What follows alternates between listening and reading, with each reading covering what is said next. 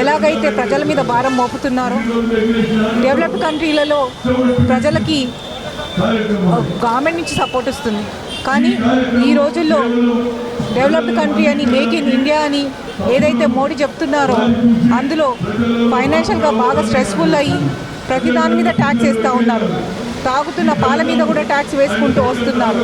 ఇవన్నీ కూడా ప్రశ్నించడానికి కాంగ్రెస్ పార్టీ ప్రజల పక్షాన నిలబడము, ఎన్నో అజిటేషన్ చేయడం చూస్తూ ఉన్నాము.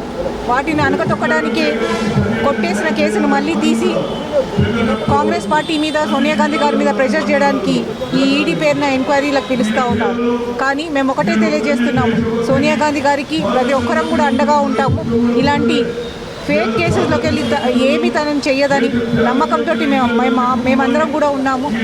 కాబట్టి ఇలాంటి దాంట్లోకి తను బయటకు వచ్చి మళ్ళీ ప్రజల పక్షాన పోరాడి ప్రజలకు మంచి పాలన అందిస్తారని మేము